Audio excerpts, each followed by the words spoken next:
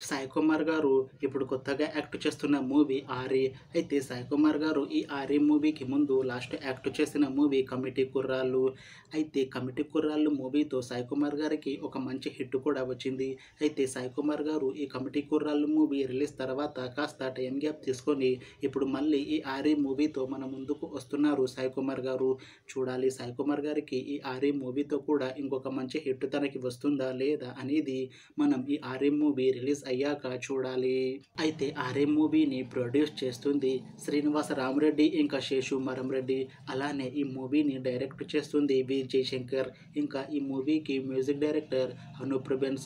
ఇంకా ఈ మూవీలో మెయిన్ లీడ్ యాక్టర్స్గా యాక్ట్ చేస్తుంది సాయి కుమార్, అనసూయ భరద్వాజ్ ఇంకా చాలా మంది యాక్టర్లు ఉన్నారు. అయితే 'ఆరి' మూవీలో హీరోయిన్గా యాక్ట్ చేస్తున్నారు అనసూయ భరద్వాజ్ గారు. అయితే అనసూయ భరద్వాజ్ గారు ఈ 'ఆరి' మూవీకి ముందు లాస్ట్ యాక్ట్ చేసిన మూవీ 'సింబా'. అయితే ఈ 'సింబా' మూవీ ఈ మధ్య రిలీజ్ అయ్యి మంచి హిట్ కూడా అయ్యింది. అయితే ఈ 'సింబా' మూవీతో అనసూయ భరద్వాజ్ గారికి ఒక మంచి హిట్ కూడా వచ్చింది.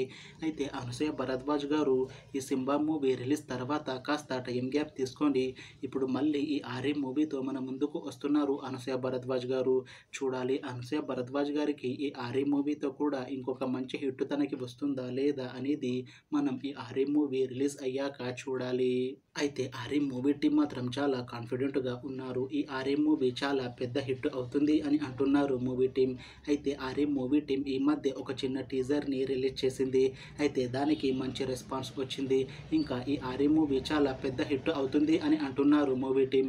అయితే ఈ 'ఆరి' మూవీని ఈ 2025 సమ్మర్లో రిలీజ్ చేసేలా ప్లాన్ చేస్తున్నారు మూవీ టీం. చూడాలి 'ఆరి' మూవీ రిలీజ్ అయ్యాక మంచి హిట్ అవుతుందా లేదా అనేది.